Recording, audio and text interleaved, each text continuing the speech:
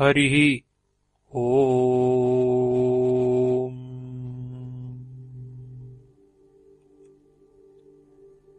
Avadhuta Gita, Chapter 1.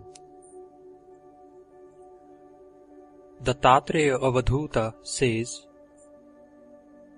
through the grace of God alone, the desire for non-duality arises in wise men to save them from great fear.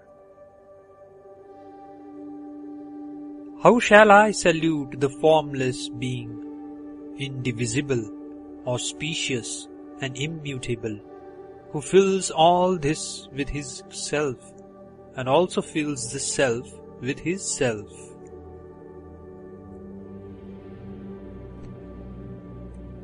The universe composed of the five elements is like water in a mirage.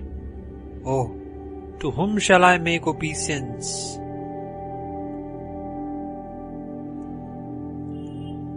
I, who am one and taintless.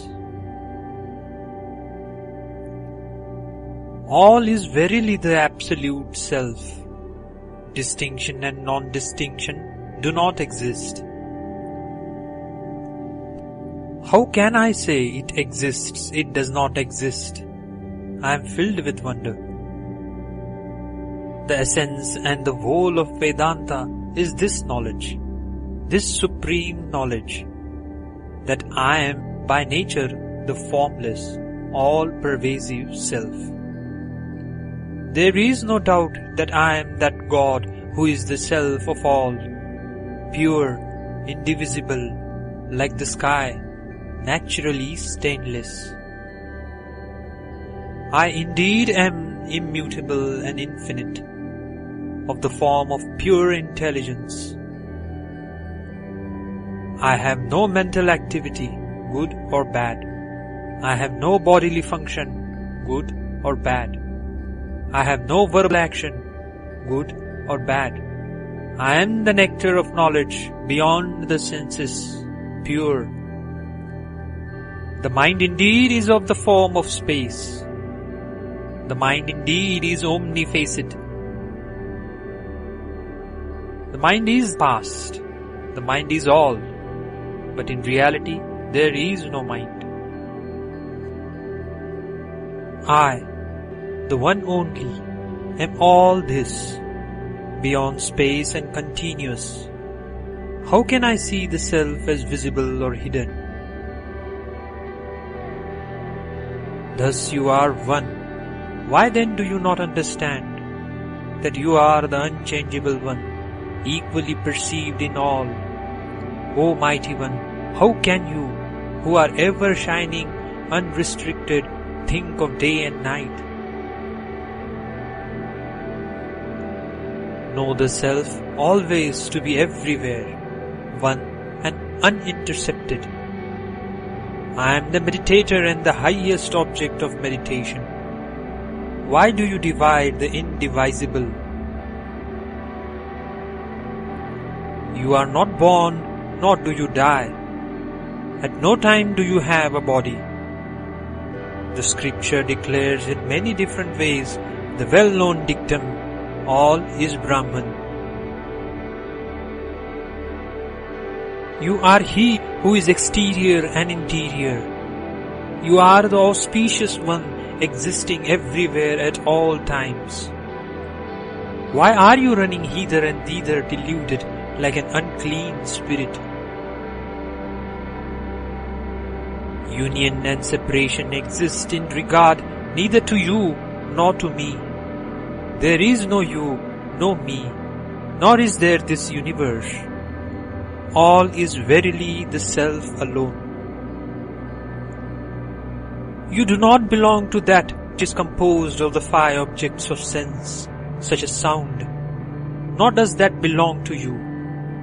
You indeed are the Supreme Reality. Why then do you suffer? For you there is no birth or death. For you there is no mind.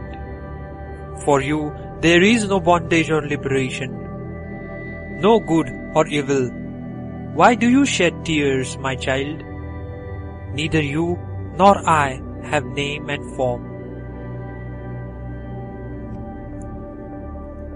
O mind, why do you wander about deluded like an unclean spirit? Behold the self indivisible. Be happy through renunciation of attachment. You verily are truth, devoid of change, motionless, one, of the nature of freedom. You have neither attachment nor aversion. Why do you suffer, seeking the objects of desires? All the scriptures say that the truth is without attributes, pure, immutable, bodiless, and existing equally everywhere. Know me to be that. Know that which has form to be false, that which is formless to be eternal. Through the instruction of this truth, there is no longer rebirth into this world. Sages say that reality is one only and the same, and through renunciation of attachment, the mind, which is one and many, ceases to exist. If it is of the nature of the not-self, how can there be samadhi? If it is of the nature of the self, how can there be samadhi? If it is both is and is not, how can there be samadhi?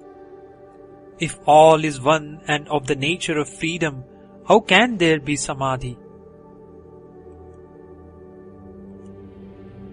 You are pure, homogeneous reality, disembodied, unborn, and immutable.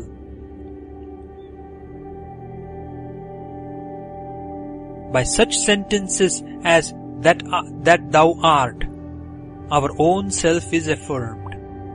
Of that which is untrue and composed of the five elements, the Shruti says, not this, that is, neti, neti.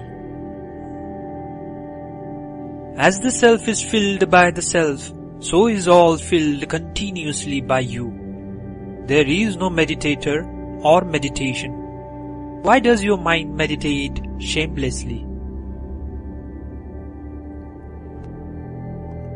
I do not know the Supreme. How shall I speak of Him? I do not know the Supreme.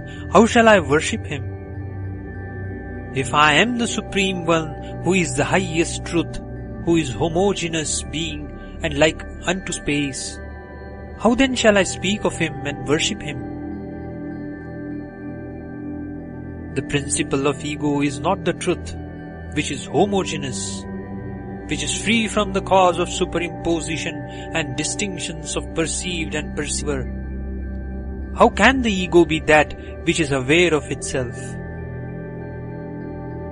There is no substance whatever which is by nature unlimited. There is no substance whatever which is of the nature of reality. The very self is the supreme truth. There is neither injury nor non-injury in it. You are the homogeneous reality. You are pure, bodiless, birthless, and imperishable. Why then do you have any delusion about the self? Again, why am I myself deluded? When the pot is broken, the space within it is absorbed in the infinite space and becomes undifferentiated. There is no pot, there is no pot's interior space. Neither is there any individual soul, nor the form of an individual soul.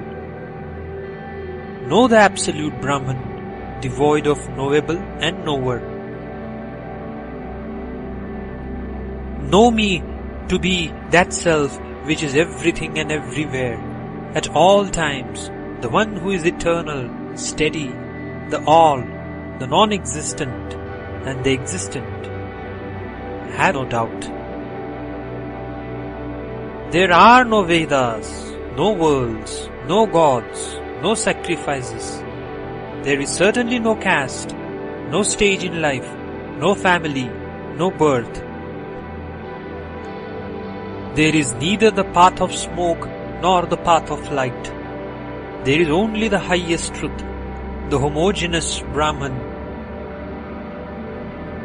If you are free of the pervaded and pervader, if you are one and fulfilled, how can you think of yourself as directly perceptible by the senses or beyond the range of the senses?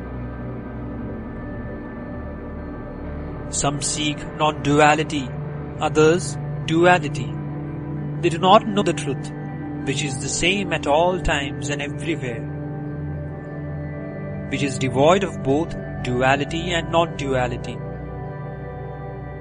How can they describe the truth, which is beyond mind and words, which is devoid of white and other colors, of sound and other qualities? When all these appear to you as false, when the body and so on appear to you like space, then you know Brahman truly. Then for you there is no dual series. Even my natural self appears to me as non-distinct from the Supreme Self. It appears to be one and like space. How can there be meditator and meditation? What I do, what I eat, what I sacrifice, what I give, all this is not mine in the least. I am pure, unborn, undecaying. Know all this universe to be formless. Know all this universe to be without change. Know all this universe to be of purified body. Know all this universe to be of the nature of the Absolute. You are verily the truth. There is no doubt about it. Otherwise, what do I know? Why do you consider the self which is perceptible to itself as imperceptible? My child, how can there be illusion and non-illusion, shadow and lack of shadow? All this is one truth. All this is of the nature of space and without taint. I am free in the beginning, in the middle, and in the end. I am never bound. This is my sure knowledge, that I am naturally spotless and pure. The whole universe, beginning with the principle of cosmic intelligence, is not in the least manifest to me. All is indeed Brahman alone. How can there be any existence in caste or stage of life for me? I know that all, in every way, in the one indivisible I, which self-sustained and full, while the five elements, beginning with ether, are empty. The self is neither eunuch, man, nor woman. It is neither idea nor imagination. How can you think the self to be full of joy or joyless? The self certainly does not become pure through the practice of six-limbed yoga. It certainly is not purified by the destruction of the mind. It certainly is not made pure by the instructions of the teacher. It is itself the truth. It is itself the illumined one. There is no body made up of five elements, nor is there anyone who is disembodied. All is verily the self alone. How can there be the three stages and the fourth? I am not bound. I am not, indeed, liberated. I am not different from Brahman. As water, when water has been poured into water, has no distinctions, so Purusha and Prakriti appear non-different to me. If indeed you are never bound or liberated, how then can you think yourself with form or as formless? I know your supreme form to be directly perceivable, like the sky. I know your lower form to be as water in a mirage, like the sky, without division or distinction, without change. I have neither teacher nor instruction, limiting adjunct nor activity. Know that I am by nature pure, homogeneous, bodiless, like the sky. You are pure, you are without a body. Your mind is not higher than the highest. You need not be ashamed to say, I am the Self, the Supreme Truth. Why are you weeping, O mind? Do you, the Self, be the Self by means of the Self? Drink, my child, the supreme nectar of non-duality, transcending all divisions. There is neither knowledge nor ignorance, nor knowledge combined with ignorance. He who has always such knowledge is himself knowledge. There is no need of knowledge, reasoning, time, space, instruction from a teacher, or attainment of samadhi. I am naturally the perfect consciousness, the real, like the sky, spontaneous and steady. I was not born, nor have I death. I have no action, good or evil. I am Brahman, stainless, without qualities. How can there be bondage or liberation for me? If God pervades all, if God is immovable, full, undivided, then I see no division. How can He have exterior or interior? The whole universe shines undivided and unbroken. Oh, the Maya, the great delusion, the imagination of duality and non-duality. Always, not this, to both the formless and the formed, only the Absolute exists, transcending difference and non-difference. You have no mother, no father, no wife, no son, no relative, no friend. You have no likes or dislikes. Why is this anguish in your mind? O mind, for you there is no day or night, rising or setting. How can the wise imagine an embodied state for the bodiless? The Self is neither divided nor undivided, nor has its sadness, happiness, and the like. Nor is it all or less than all. Know the Self to be immutable. I am not the doer or enjoyer. Work have I none, nor or formerly. I have no body, nor am I bodiless. How can I have or not have a sense of myness? I have no fault such as passion and the like, nor have I any sorrow arising from the body. Know me to be the One Self, vast and like the sky. Friend mind, of what use is much vain talk? Friend mind, all this is mere conjecture. I have told you that which is the essence. You indeed are the truth, like the sky. In whatever place yogis die, in whatever state, there they dissolve as the space of a jar dissolves into the sky. Giving up the body in a holy place or in the house of a Chandala, the yogi, even if he has lost consciousness, becomes identified with the Absolute as soon as he is free of the body.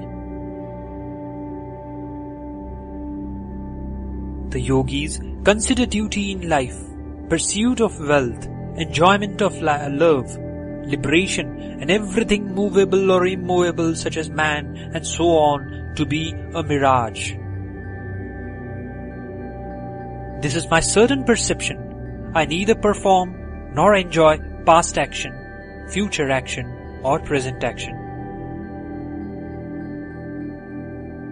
The Avadhuta alone, pure in evenness of feeling, abides happy in an empty dwelling place. Having renounced all, he moves about naked. He perceives the Absolute, the All, within himself. Where there are neither the three states of consciousness nor the fourth, there one attains the Absolute in the Self. How is it possible to be bound or free, where there is neither virtue nor vice? The Avadhuta never knows any mantra in Vedic meter, nor any tantra. This is the supreme utterance of the Avadhuta, purified by meditation and merged in the sameness of infinite being. There exists neither complete void nor voidlessness, neither truth nor untruths of the scriptures, has uttered this spontaneously from his own nature. Truth, complete truth, does not exist in the plane of relative existence. End of chapter 1.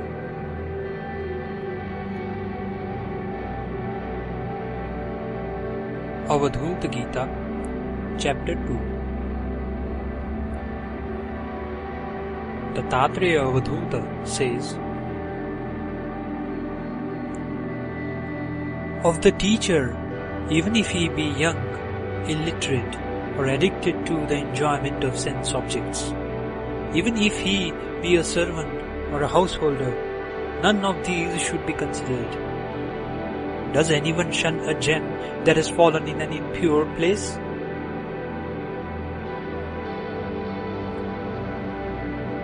In such a case, one should not consider even the quality of scholarship. A worldly person should recognize only the essence. Does not a boat, though devoid of beauty and vermilion paint, nevertheless ferry passengers?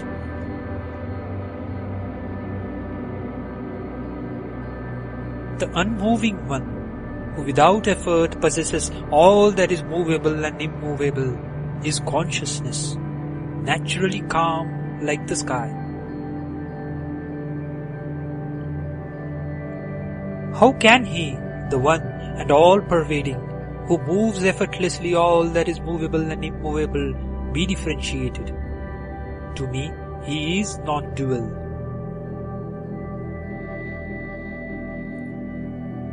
I am verily supreme, since I am the Absolute, more essential than all essences, since I am free from birth and death, calm and undifferentiated. Thus I, free from all components, am worshipped by the gods, but being full and perfect, I do not recognize any distinctions such as gods and the like. Ignorance does not create any doubt. What shall I do, being endowed with modifications of the mind? They rise and dissolve like bubbles in water. Thus am I ever pervading all existence, beginning with cosmic intelligence, pervading soft, hard, sweet and pungent substances. As pungency, coldness or softness is not different from water, so Prakriti is not different from Purusha. Thus it appears to me.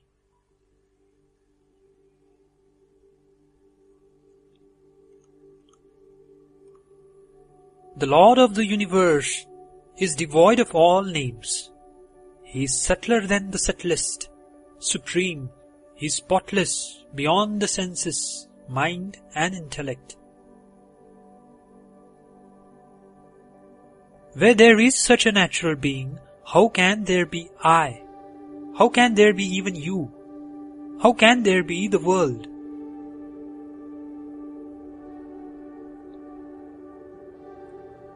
That which has been described as being like ether is indeed like ether.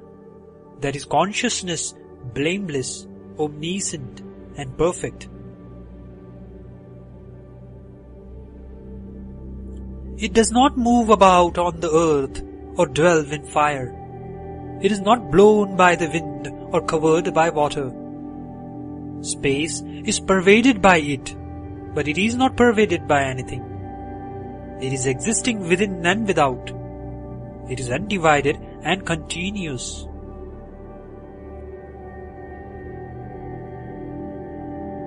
One should successively take recourse to the objects of concentration as mentioned by the yogis, in accordance with their subtlety, invisibility, and attributelessness.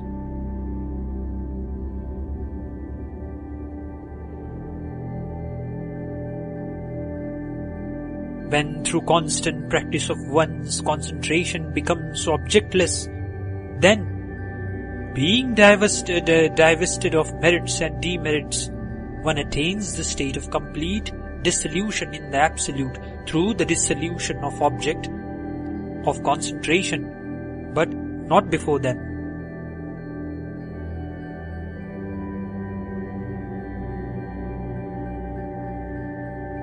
For the destruction of the terrible poisonous universe which produces the unconsciousness of delusion, there is but one infallible remedy, the nectar of naturalness.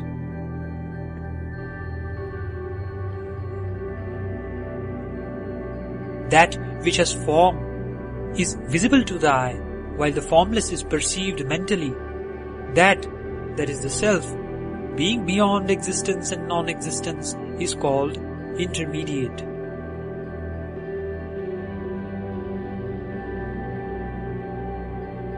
The external existence is the universe. The inner existence is called Prakriti. One should try to know that which is more interior than the inner existence. That which is like water within the kernel of the coconut.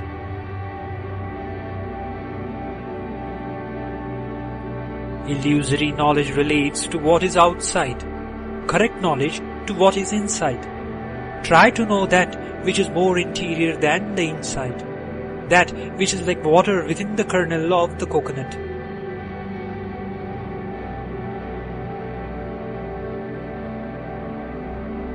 There is only one very clear moon on the full moon night. One should perceive that is the self. Like the moon, seeing duality is perversion.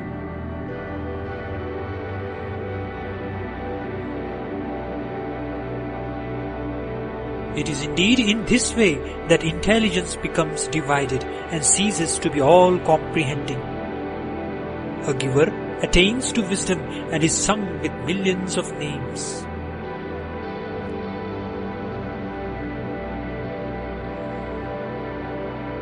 Whoever, whether he be ignorant or learned, attains to the full awareness of truth through the grace of a teacher's wisdom, becomes detached from the ocean of worldliness.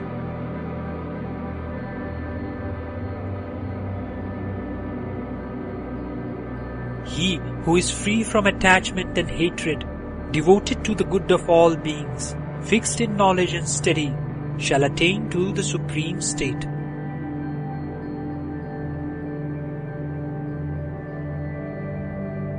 As the space within a pot dissolves in the universal space when the pot is broken, so a yogi, in the absence of the body, dissolves into the Supreme Self, which is his true being.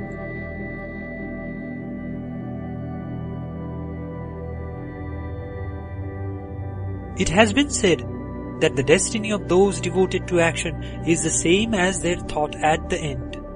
But it has not been said that the destiny of those established in yoga is the same as their thought at the end.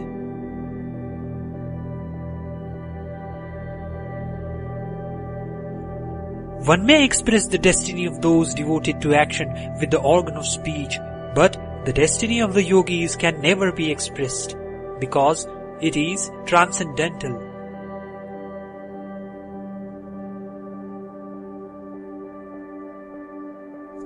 Knowing this, One never says that the yogis have any particular path. For them, it is the giving of all duality. The supreme attainment comes of itself.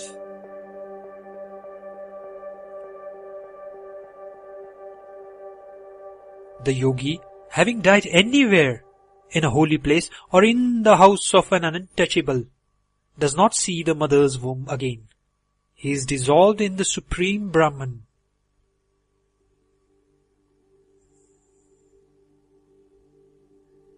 He who has seen his true self, which is innate, unborn, and incomprehensible, does not, if anything desired happens to him, become tainted. Being free from taint, he never performs any action. The man of self-restraint or the ascetic, therefore, is never bound.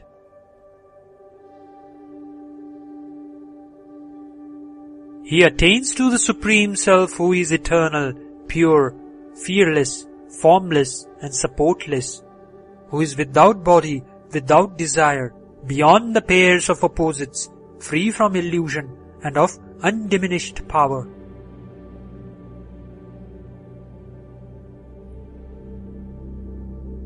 He attains to the Supreme Eternal Self in whom exists no Veda, no initiation, no tonsure, no teacher, no disciple, no perfection of symbolic figures, no hand postures or anything else.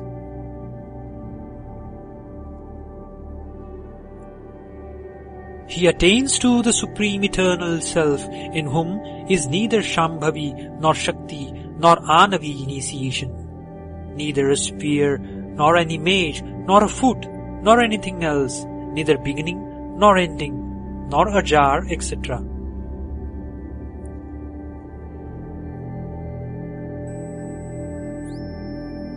He attains to the Supreme Eternal Self, from whose essence the universe of immovable and immovable objects is born, in whom it rests, and into whom it dissolves, even as foam and bubbles are born of the transformation of water.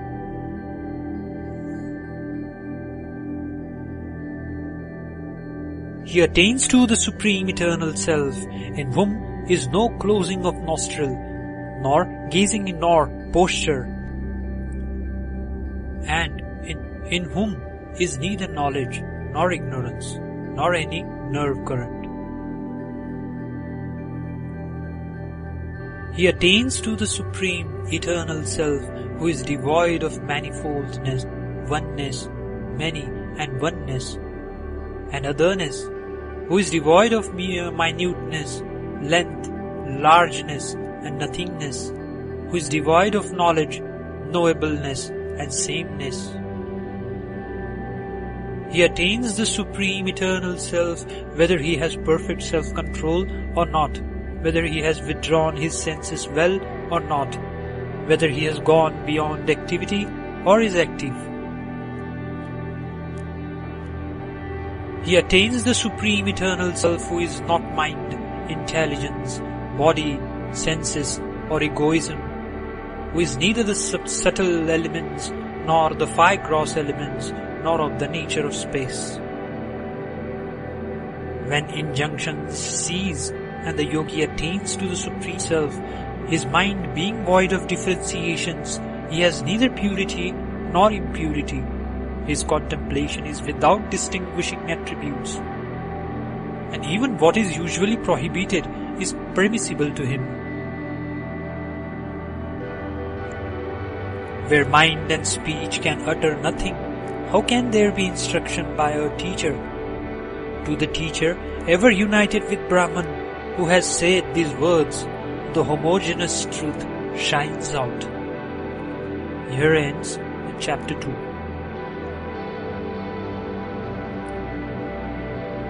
Avadhuta Gita, chapter 3. Dattatreya Avadhuta says, the distinction of quality and absence of quality does not exist in the least.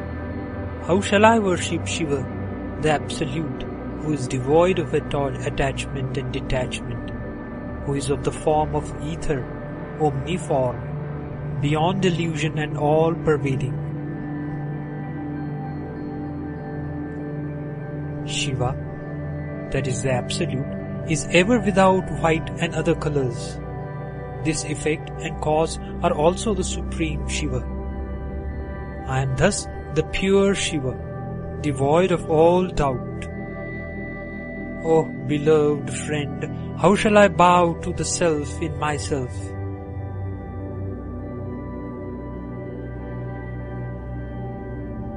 I am devoid of root and rootlessness, and am ever manifest. I am devoid of smoke and smokelessness, and am ever manifest. I am devoid of light and the absence of light, and am ever manifest. I am the nectar of knowledge, homogeneous existence like the sky. How shall I speak of desirelessness and desire? What shall I speak of non-attachment and attachment? How shall I speak of Him as devoid of substance and insubstantiality? I am the nectar of knowledge, homogeneous existence like the sky. How shall I speak of the whole, which is non-dual? How shall I speak of the whole, which is of the nature of duality? How shall I speak of the whole, which is eternal and non-eternal? I am the nectar of knowledge, homogeneous existence like the sky. It is neither gross nor subtle. It has neither come nor gone. It is without beginning, middle, and end. It is neither high nor low. I am truly declaring the highest reality. I am the nectar of knowledge, homogeneous existence like the sky. Know all instruments of perception to be like ethereal space. Know all of perception to be like ethereal space. Know this pure as a neither bound nor free. I am the nectar of knowledge, homogeneous existence like the sky. My child, I am not difficult to comprehend, nor am I hidden in consciousness. My child, I am not difficult to perceive, nor am I hidden in the perceptible. My child, I am not hidden in the forms immediately near me. I am the nectar of knowledge, homogeneous existence like the sky. I am the fire that burns the karma of one who is beyond all karma. I am the fire that burns the sorrow of one beyond all sorrow. I am devoid of body. I am the nectar of knowledge, homogeneous existence like the sky. I am the fire that burns the sin of one who is sinless. I am the fire that burns the attributes of one who is without attributes. I am the fire that burns the bondage of one who is without bondage. I am the nectar of knowledge, homogeneous existence like the sky. My child, I am devoid of non-existence and of existence. My child, I am not devoid of unity and the absence of unity. My child, I am not devoid of mind and absence of mind. I am the nectar of knowledge, homogeneous existence like the sky. It is not my ignorance that the one beyond illusion seems to be positioned in illusion. It is not my ignorance that the griefless one appears to be positioned in grief. It is not my ignorance that the greedless one appears to be positioned in greed. I am the nectar of knowledge, homogeneous existence like the sky. The creeper-like growth of worldly existence is never mine. The joy of extended contentment is never mine. This bondage of ignorance is never mine. I am the nectar of knowledge, homogeneous existence like the sky. The activity involved in the extension of relative existence is not a modification of myself. The gloom which is the expansion of grief is not a modification of myself. The tranquility which produces one's religious merit is not a modification of mine. I am the nectar of knowledge, homogeneous existence like the sky.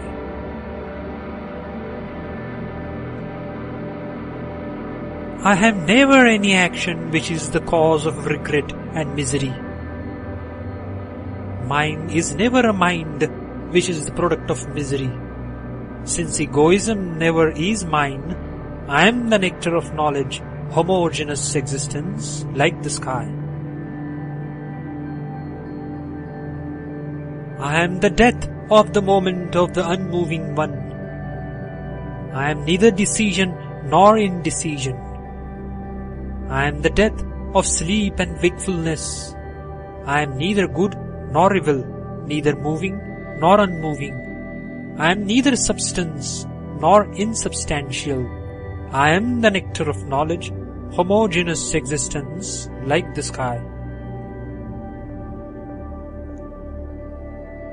This self, knowable nor the instrument of knowing, it is neither reason nor the one to be reasoned about. It is beyond the reach of words. It is neither mind nor intelligence. How can I speak this truth to you? I am the nectar of knowledge, homogeneous existence like the sky. The supreme reality is devoid of the undivided and the divided. The supreme truth is in no way within or without. It is beyond causation. It is not attached, nor is it any substance. I am the nectar of knowledge, homogeneous existence like the sky.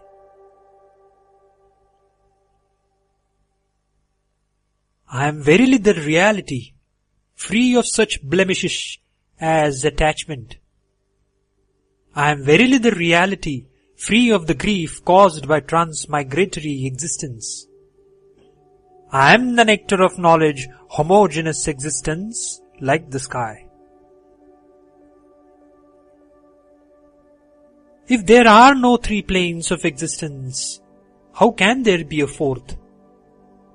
If there are no three times, how can there be quarters?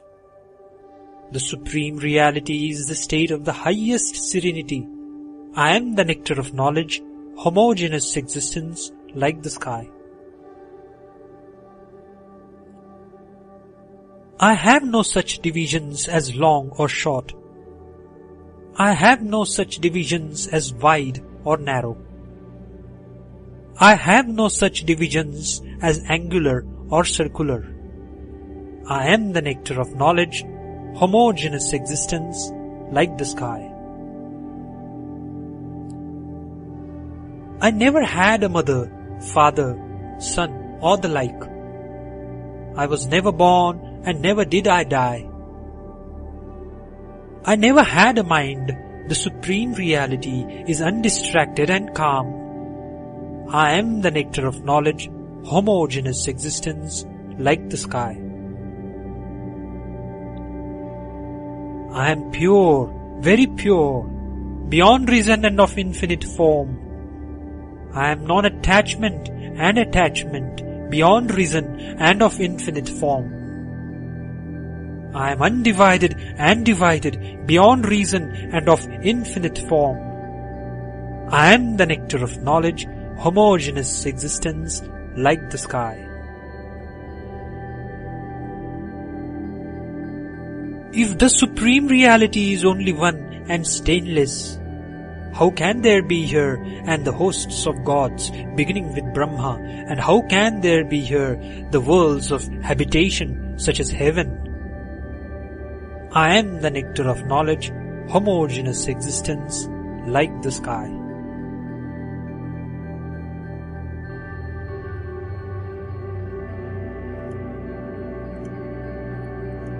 How shall I, the pure one, the not this and yet the not this, speak? How shall I, the pure one, the endless and the end, speak?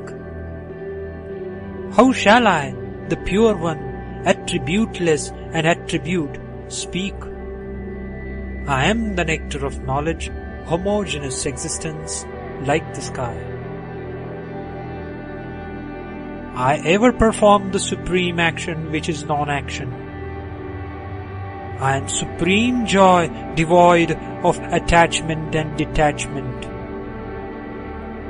I am everlasting joy, devoid of body and absence of body.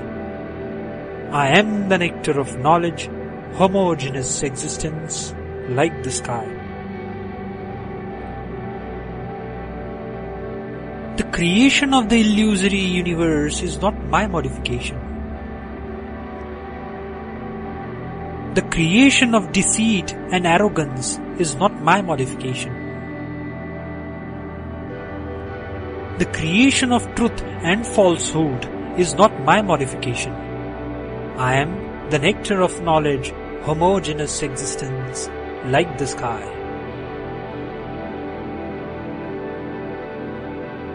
I am devoid of time, such as twilight. I have no disjunction. I am devoid of interiorness and awakening. I am neither deaf nor mute. I am thus devoid of illusion.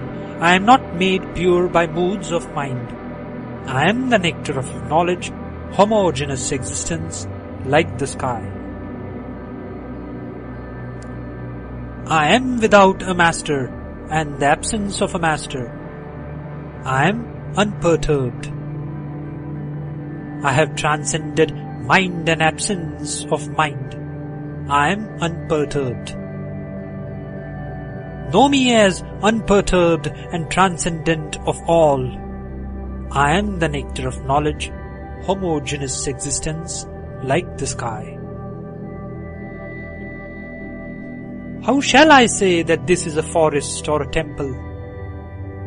How shall I say that this is proved or doubtful? It is thus uninterrupted, homogeneous, calm existence. I am the nectar of knowledge, homogeneous existence, like the sky. The self, devoid of life and lifelessness, shines forever. Devoid of seed and seedlessness, of liberation and bondage, it shines forever. I am the nectar of knowledge, homogeneous existence, like the sky. It shines forever, devoid of birth, mundane existence and death. I am the nectar of knowledge, homogeneous existence, like the sky. Thou hast no name and form, even to the extent of illusion, nor any substance, differentiated or undifferentiated. Why dost thou grieve, O thou shameless mind?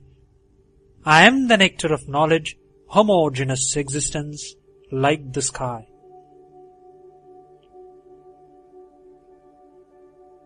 Why weepest, thou friend? Thou hast no misery of birth. Why weepest, thou friend? There is no change for thee. I am the nectar of knowledge, homogeneous existence, like the sky. Why dost weep, thou friend? Thou hast no natural form.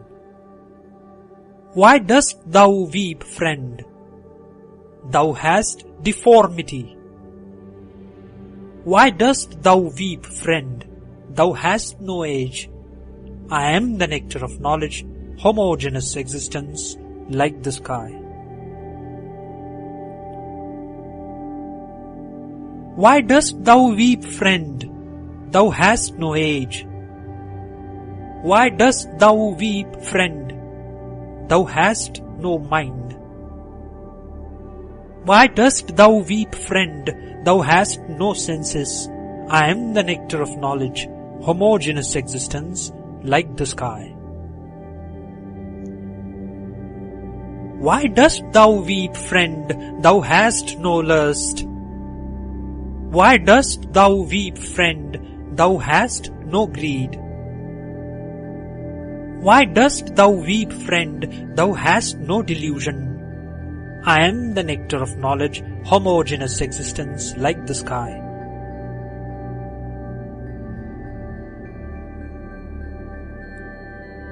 Why dost thou desire affluence? Thou hast no wealth. Why dost thou desire affluence? Thou hast no wife. Why dost thou desire affluence? Thou hast none that is thine own. I am the nectar of knowledge, homogeneous existence like the sky. Birth in this universe of false appearances is neither thine nor mine. This shameless mind appears differentiated. This devoid of difference and non-difference is neither mine nor thine. I am the nectar of knowledge, homogeneous existence like the sky. Thou hast not the nature of non-attachment in the slightest, nor hast thou in the slightest the nature of attachment. Thou hast not even the slightest nature of desire. I am the nectar of knowledge, homogeneous existence like the sky. In thy mind there is neither the meditator, meditation, nor the object of meditation. Thou hast no samadhi. There is no region outside thee, nor is there any substance of time. I am the nectar of knowledge, homogeneous existence like the sky.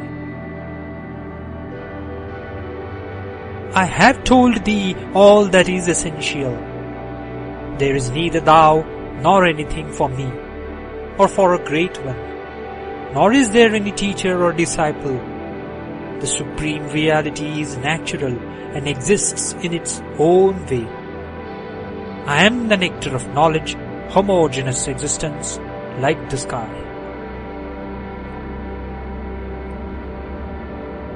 If I, the Supreme of the nature of the sky, alone exist, how can there be here the Supreme Truth, which is blissful reality?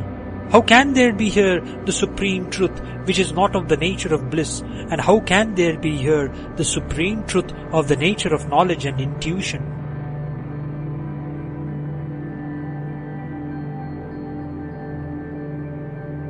Know the one who is consciousness and devoid of fire and air. Know the one of the nature of consciousness who is devoid of earth and water. Know the one of the nature of consciousness who is devoid of coming and going.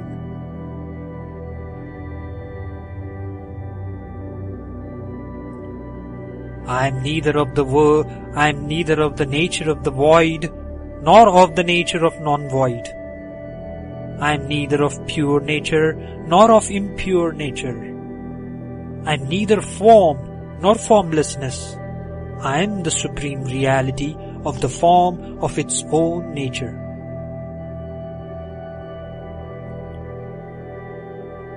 Renounce the world in every way. Renounce renunciation in every way. Renounce the poison of renunciation and non-renunciation. The Self is pure, immortal, natural, and immutable. Here ends Chapter 3. Avadhuta Gita,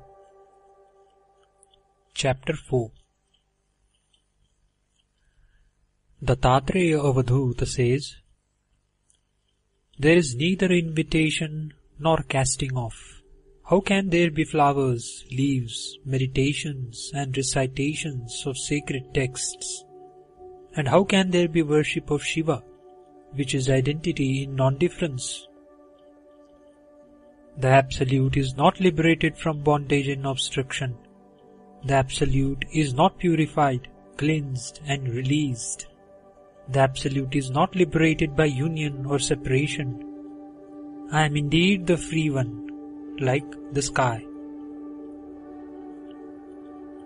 I have developed no false notion that all this reality come into existence or that all this unreality comes into existence. I am free from disease. My form has been extinguished. Stained, stainless, divided, undivided, differentiated, none of these appear to me. I am free from disease. My form has been extinguished.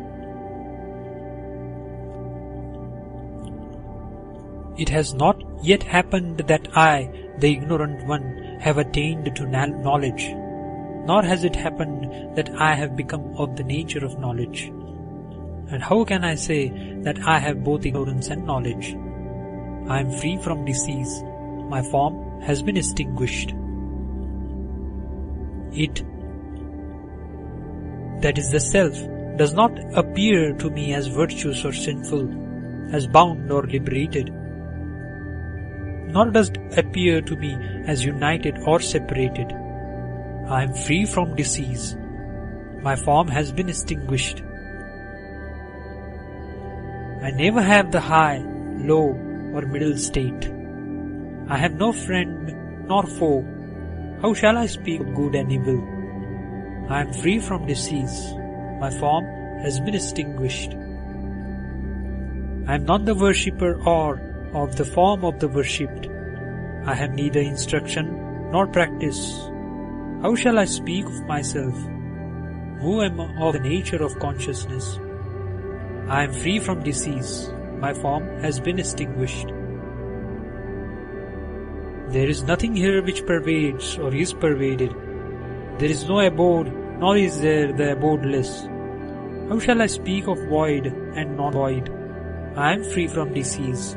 My form has been extinguished. There is no one to understand and nothing indeed to be understood. I have no cause and no effect. How shall I say that I am conceivable or inconceivable? I am free from disease. My form has been extinguished.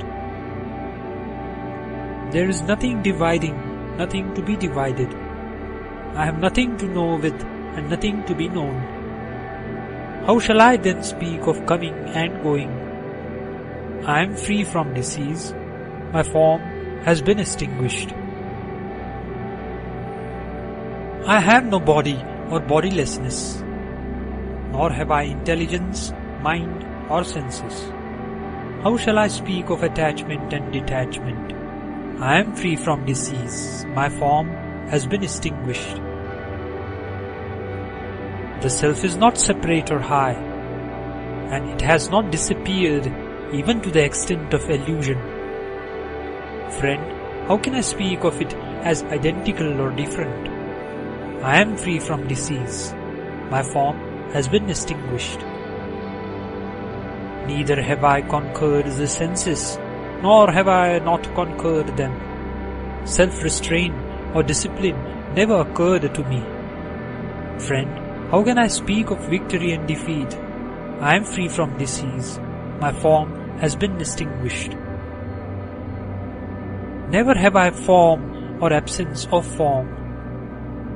Never any beginning, middle or end.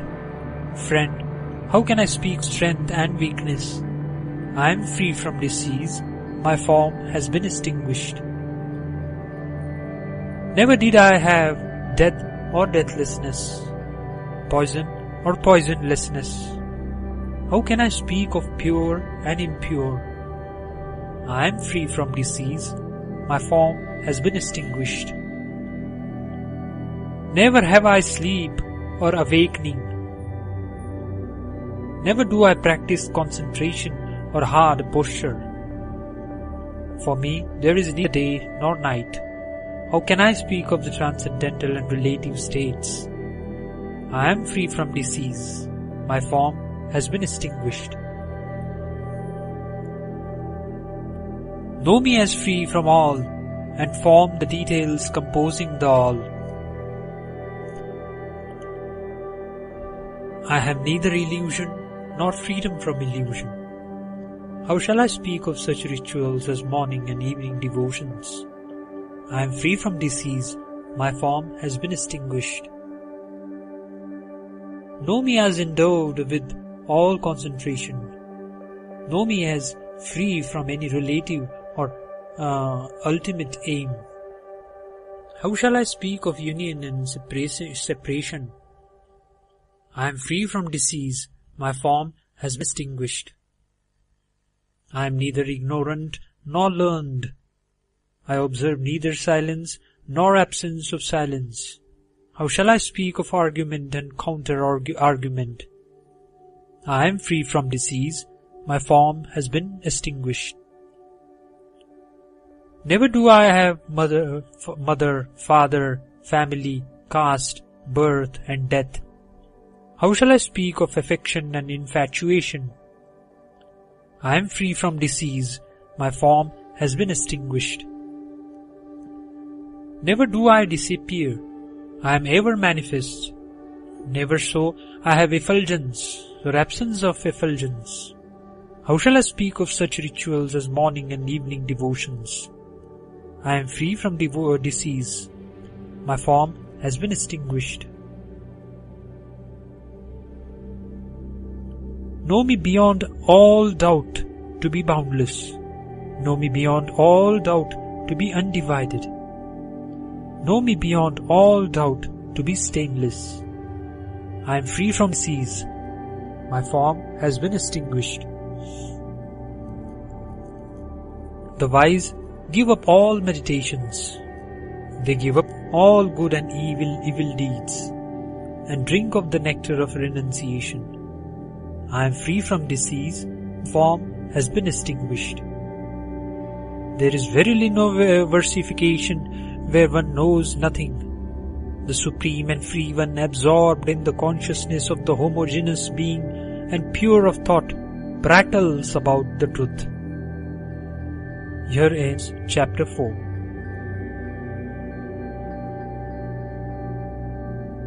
Avadhuta Gita, chapter 5. Dattatreya Avadhuta says, the word Om is like the sky. It is not the discernment of the sense of high or low. How can there be enunciation of the point of the word Om, which annuls the manifestation of the unmanifest?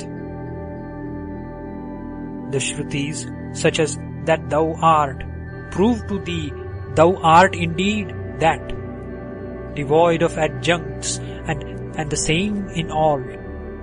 Why dost thou, who art the identity in all, grieve in thy heart? If thou art identity in all, if thou art devoid of above and below, within and without, and of even the sense of unity, then why dost thou, who art the identity in all, grieve in thy heart? There is no discrimination of rules and precepts. There is no cause or effect. That which is the identity in all is without words and the collection of words. Why dost thou, who art the identity in all, grieve in thy heart? There is no knowledge or ignorance, and no practice of concentration. There is no space and the absence of space, and no practice of concentration. Why dost thou, who art the identity in all, grieve in thy heart? There is no pot, no individual body or individual. There is no distinction of cause and effect. Why dost thou, who art the identity in all, grieve in thy heart? There is only the state of freedom, which is the all and undifferentiated, which is devoid of the distinction of short and long, of round and angular. Why dost thou, who art the identity in all, grieve in thy heart? Here is the only one, without void and absence of void, without purity and impurity, without the whole and the part. Why dost thou, who art the identity in all, grieve in thy heart? There is no distinction of the different and the non-different. There is no distinction of within and without, or the junction of the two. It is the same in all, devoid of friend and foe. Why dost thou, who art the identity in all, grieve in thy heart? It is not of the nature of disciple or non-disciple, nor it is the discernment of the difference between the living and the non-living. There is only the state of freedom, the all, the undifferentiated. Why dost thou, who art the identity in all, grieve in thy heart? It is without form and formlessness. It is without difference and non-difference. It is without manifestation and evolution. Why dost thou, who art the identity in all, grieve in thy heart? There is no bondage due to fetters of good and evil qualities. How shall I perform the actions related to death and life? There is only the pure, stainless being, the same in all. Why dost thou, who art the identity in all, grieve in thy heart? Here is the being devoid of existence and non-existence, of desire and non-desirelessness.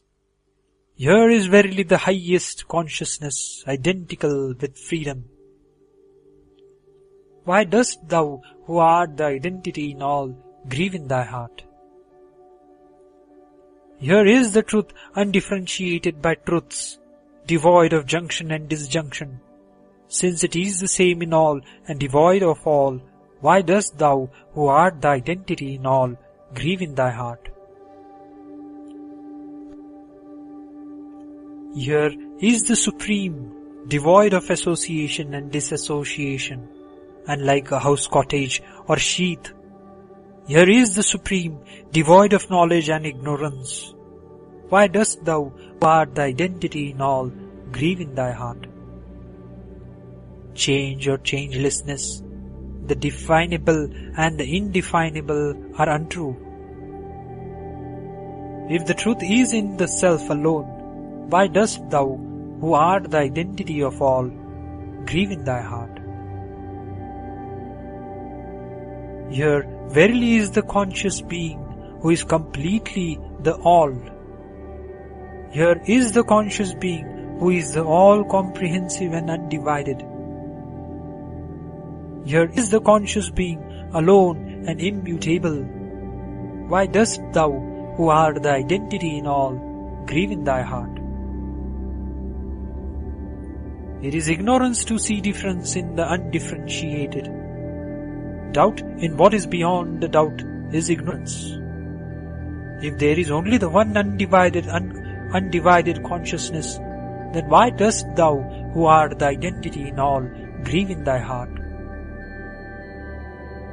There is no state of liberation, no state of virtue, no state of vice. There is no state of perfection, and no state of destitution. Why dost thou, who art the identity in all, grieve in thy heart?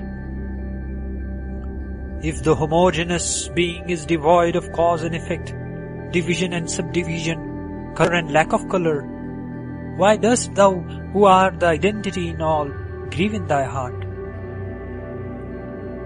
The self is here in the universal consciousness, which is the all and undivided. It is here in the universal consciousness, which is absolute and immovable. It is here in the universal consciousness, which is devoid of men and other beings. Why dost thou, who art the identity in all, grieve in thy heart? The self transcends all, is indivisible and all-pervading. It is free from stain of attachment, immovable and all-pervading. It is without day and night and all-pervading. Why dost thou who art the identity in all grieve in thy heart? There is no coming of bondage and freedom from bondage. There is no coming of union and separation. There is no coming of reasoning and disputation. Why dost thou who art the identity in all grieve in thy heart? Here is negation of time, untime, and even the atom of fire, but no negation of the absolute truth. Why dost thou who art the identity in all grieve in thy heart? Here is the self devoid of body and disembodiment. Here is verily the Supreme One, devoid of dream and deep sleep. Here is the Supreme One, devoid of name and injunctions. Why dost thou who art the identity in all grieve in thy heart? Pure, vast, and homogeneous like the sky, the self is the same in all and devoid of all. It is the homogeneous being divested of essence and non-essence and change. Why dost thou who art the identity in all grieve in thy heart? Here is the self which is more than dispassionate to virtue and vice, to substance and non-substance, to desire and desirelessness. Why dost thou who art the identity in all grieve in thy heart? Here is the self, the same in all, which is without grief and grieflessness. Here is the Supreme, without happiness and sorrow. The Supreme Truth is devoid of teacher and disciple. Why dost thou, who art the identity in all, grieve in thy heart? Verily there is no offshoot, essence or absence of essence. Neither is there movable or immovable sameness nor variety. The self is devoid of reason and unreason. Why dost thou, who art the identity in all, grieve in thy heart? Here is the essence, the concentration of all essences, which is said to be different from one's individual consciousness. To be the instrument of perception of objects is unreal. Why dost thou, who art the identity in all, grieve in thy heart? Since the Vedas have declared variously that this universe made of ether and the like is like a mirage, and since the self is one, indivisible, and the same in all, why dost thou, who art the identity in all, grieve in thy heart? Where one knows nothing, there is verily no versification. The Supreme and Free One, pure of thought, absorbed in the consciousness of the homogeneous being, prattles about the truth. Here ends Chapter 5.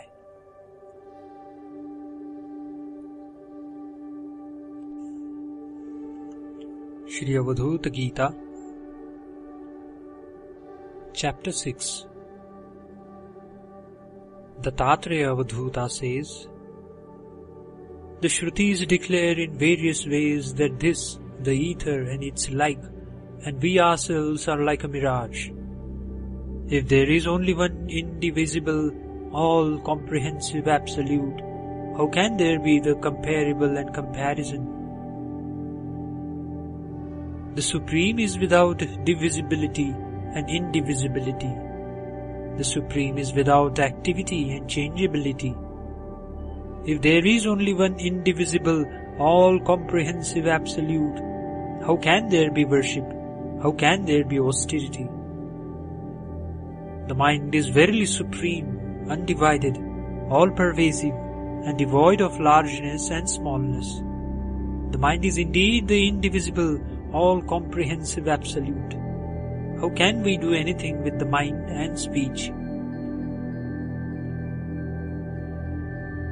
The self is the negation of the distinction between night and day. The self is the negation of the risen and the not risen.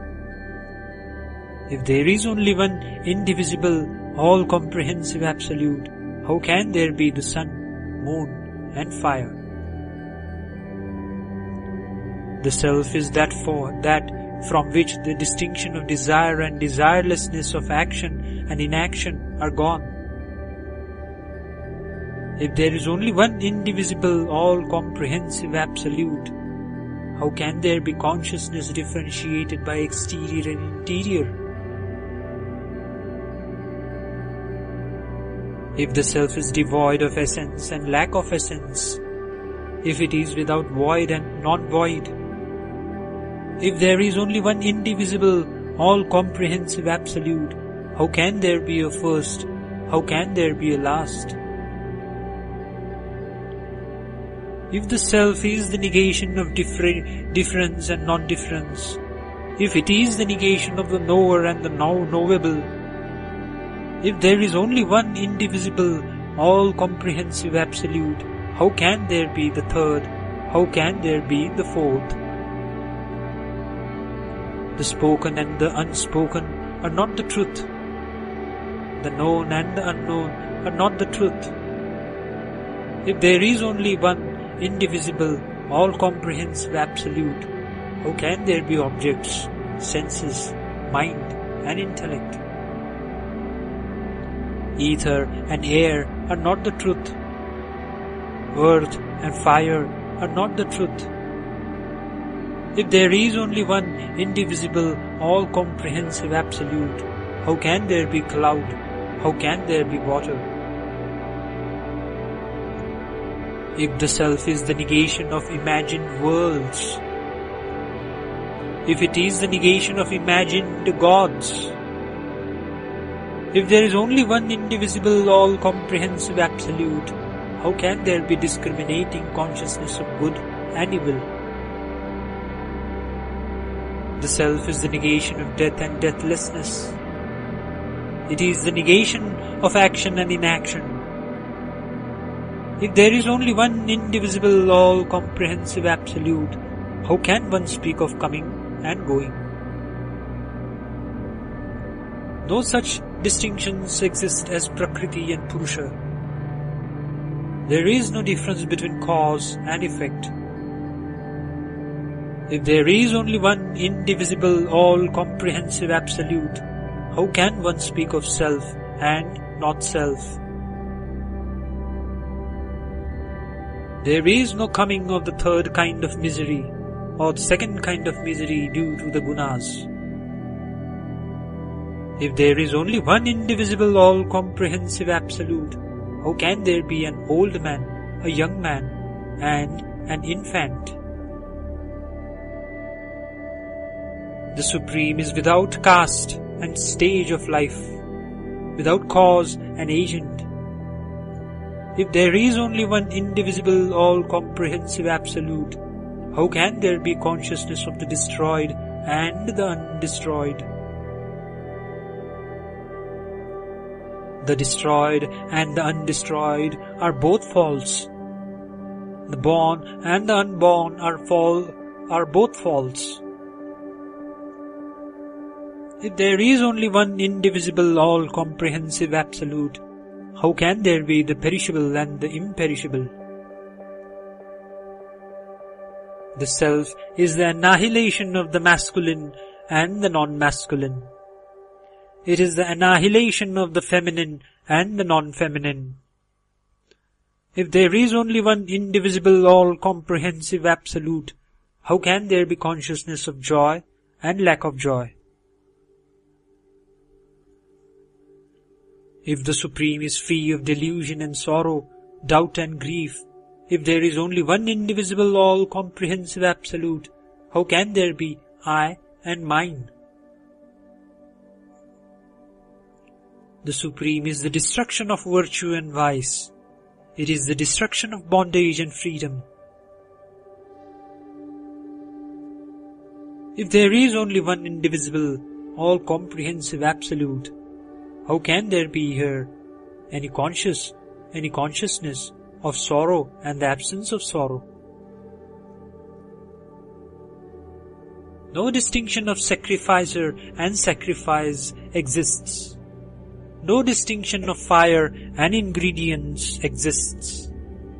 If there is only one indivisible, all-comprehensive Absolute, how can there be any fruits of work? The Self is verily free from sorrow and absence of sorrow. The Self is free from pride and the absence of pride. If there is only one indivisible, all-comprehensive Absolute, how can there be consciousness of attachment and non-attachment? No such change as illusion and freedom from illusion exists. No such change as greed and freedom from greed exists.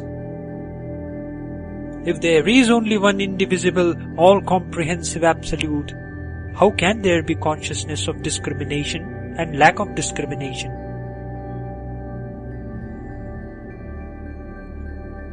There are never any you and I. The discrimination of family and race is false. I am indeed the Absolute and the Supreme Truth. In that case, how can I make salutation? The Self in that in which the distinction of teacher and disciple disappears, and in which the consideration of instruction also disappears. I am indeed the Absolute and the Supreme Truth. In that case, how can I make salutation? There is no imagined division of bodies. There is no imagined division of worlds. I am indeed the Absolute and the Supreme Truth. In that case, how can I make salutation? The Self, never endowed with passion or devoid of it, is verily spotless, immovable and pure. I am indeed the Absolute and the Supreme Truth. In that case, how can I make salutation? No distinction such as body and bodilessness exists. Nor is it true that there is false action. I am indeed the Absolute and the Supreme Truth. In that case, how can I make salutation? Where one knows nothing, there is verily no versification. The Supreme One, pure of thought, absorbed in the consciousness of the homogeneous being, prattles about the truth. Here ends chapter 6. Avadhuta Gita, chapter 7. Dattatreya Avadhuta says,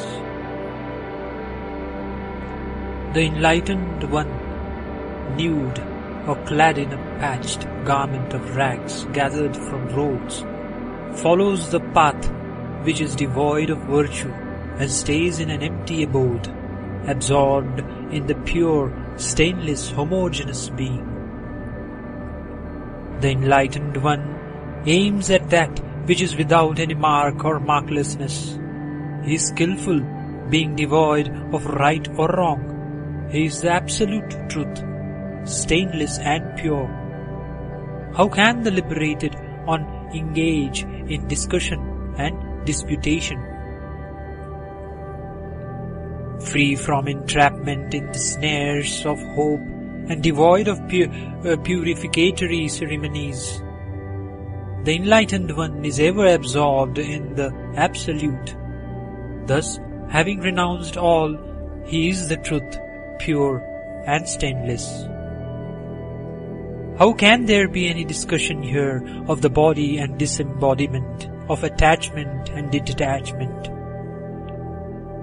Here is the truth itself, in its spontaneous natural form, pure, immovable, like the sky. Where the truth is known, how can there be form and formlessness? Where there is the Supreme, whose form is like the sky, how is perception of any object possible? The Supreme Self is indivisible, of the form of the sky. It is the truth, pure and stainless. Thus, How can there be here difference and non-difference, bondage and freedom from bondage, transformation and division? Here is only the absolute truth, indivisible and the all. How can there be here union, disunion or pride? If thus there is here only the supreme, the indivisible and the all, how can there be here any substance or absence of substance? Here is the absolute truth, indivisible and pure, stainless and the all. Thus, how can there be here association and disassociation? The enlightened one is a yogi, devoid yoga and the absence of yoga. He is an enjoyer, devoid of enjoyment and absence of enjoyment. Thus he wanders leisurely, filled with the spontaneous joy of his own mind. If the yogi is always related to knowledge and perception, to duality and unity, how can he be free here? How can a yogi be natural and free from attachment here? He is the enjoyer of the pure, stainless and homogeneous being. The self is destruction, devoid of the destroyed and the undestroyed. The self is the auspicious moment, devoid of the auspicious and inauspicious time. Thus, how can there be here substance and absence of substance? The truth which is homogeneous is of the form of the sky. Forever divested of all and united to the self, the enlightened one is the all, free and devoid of truth. Thus, how can there be here life and death? And how can there be any accomplishment through meditation and lack of meditation? All this is magic, like a mirage in the desert. Only the absolute self of indivisible and impenetrable form exists. To all things, from the practice of religious laws and duties to liberation, and we are completely indifferent. How can we have anything to do with attachment or detachment? Only the learned imagine these things. Where one knows nothing, there is verily no versification. The Supreme One, pure of thought, absorbed in the consciousness of the homogeneous being, prattles about the truth. Here ends chapter 7. Avadhuta Gita, chapter 8.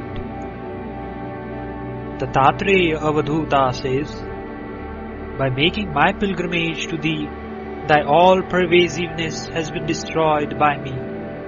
With my meditation, thy transcendence of the mind has been destroyed. Thy transcendence of speech has been destroyed by my singing thy praise. Ever forgive me these three sins. A sage is one whose intelligence is unsmitten by lusts, who is self-controlled, gentle and pure, who possesses nothing, who is indifferent, who eats moderately and is quiet and steady and has taken refuge in me. The sage is vigilant and resolute, has a profound mind and has conquered the 6 bondages. He is not proud, but gives honor to others. He is strong, friendly to all, compassionate and wise. The sage is merciful, non-violent, and enduring of all. He is pure-hearted and is the essence of truth.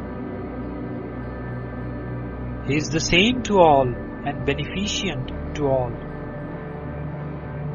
The sign of an Avadhuta should be known by the blessed ones, by those who know the truth of the significance of the letters of the Vedas and who teach Veda and Vedanta.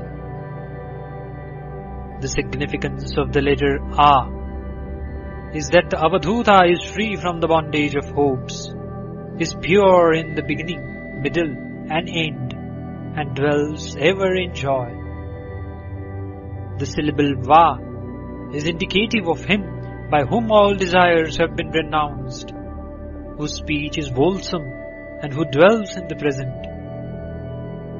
The syllable Dhu is a sign of him whose limbs are grey with dust, whose mind is purified, who is free from all diseases, and who is released from the practice of concentration and meditation. The syllable Ta is significant of him by whom the thought of truth has been made steady, who is devoid of all thoughts and efforts, and who is free from ignorance and egoism. This Gita or song is composed by Dattatreya Avadhuta, who is the embodiment of bliss. Whosoever reads or hears it has never any rebirth. One who has realized the Self is never reborn. Om Tat Sat. Here ends Chapter 8 of Avadhuta Gita.